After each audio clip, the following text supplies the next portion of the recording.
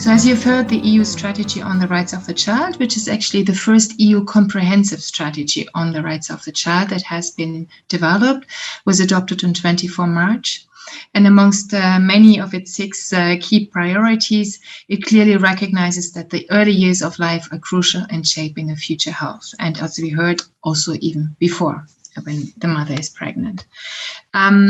Again, I repeat that all children have the right to enjoy the highest attainable standard of health, as it also been stipulated by Article 24 of the UN Convention on the Rights of the Child, and to say that the UN Convention really guides the work of the Commission in the field of children's rights. The strategy is anchored in it, but it's also very much based on the Charter of Fundamental Rights. So the debate on the use of pesticides in playgrounds, schools, and other sensitive areas should also be seen particularly in that legal context that I just mentioned and that my colleague before mentioned as well.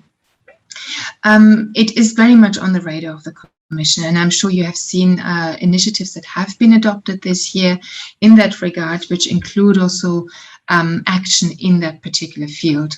So reducing our dependency on the use of chemical pesticides is actually a key aspect of the farm to fork and the biodiversity strategies that, and we really intend to deliver on this aspiration. Both have been adopted actually in the early part of the current Commission mandate, which also really shows that this is a priority for us. So acting on these strategies, we are moving ahead very swiftly with a revision of sustainable use of the Pesticides Directive, or SUD. This revision should then help us achieve our pesticide reduction target, which means actually we want to reduce the use and risk of chemical and more hazardous pesticides by the year 2030. And we're very much on target there.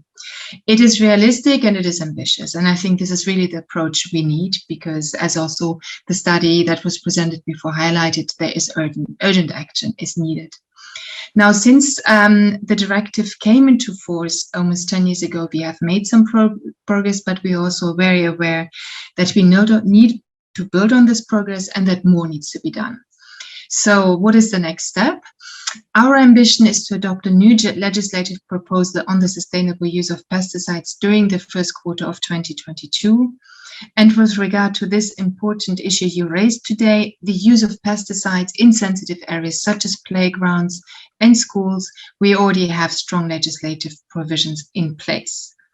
This Article 12 of the existing directive has been mentioned before, and this actually already requires member states to ensure that the use of pesticides is minimized or prohibited in certain specific areas, such as public parks and gardens, sports and recreational grounds, school grounds or children's playgrounds, but also in the vicinity of healthcare facilities, and I quoted the directive.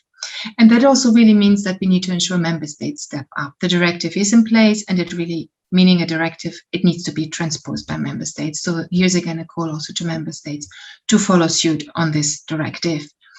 Because this means when member states draw up their national plans to implement it, they really must define clear measures to reduce or prohibit the use of pesticides. So this is also the action that we need to see.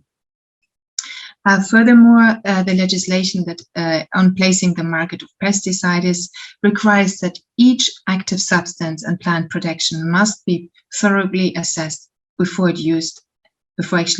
can be used. And this clearly includes the impacts on vulnerable populations, and in particular children at a young age, as also Isabel mentioned. Their development is very much influenced by this, dependent on it, the physical, mental, but also the health of children, particularly also when it comes to preventing rather dangerous and impacting diseases. Now, the question is, do we need to go further? Yes, I think we need to go further, and that's also the position of the Commission. And hence, we are addressing the impact assessment for the REST directive right now.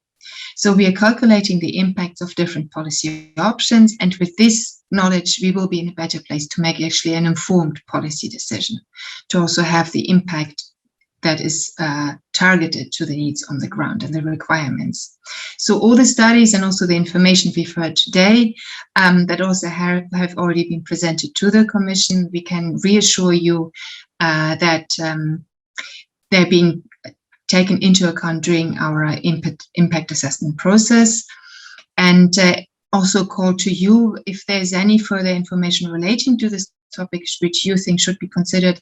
We would be extremely pleased to receive it. So please don't hesitate to share with us, because the evidence and the studies that are being produced are extremely important to inform our policies, and we need to base them on this. Also in terms of the efficiency and of our actions. The final conclusions of the European Food Safety Authority, also when it comes to the active substance of glyphosate, will form the basis for the Commission's discussion with Member States before the decision on the renewal of the approval of glyphosate, which expires in December 2022, will be taken. So again, studies and evidence and research from your end also there is extremely welcome. And with that, also to conclude, we really want to thank you for putting a spotlight on this issue today. It is extremely important. Again, the child rights strategy we adopted this year is comprehensive. It also is underlined by the principles of equality, of participation, and of inclusion. And this also really means that every child, no matter its background, has the same right and has the same rights to a healthy life, to a healthy development,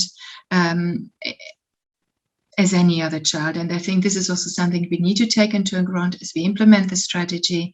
And comprehensive means it touches upon all fields, because we've really seen during the preparatory work for the strategy that each and every policy that we devise affects children in one another way, and certainly also those that we are discussing today on pesticides.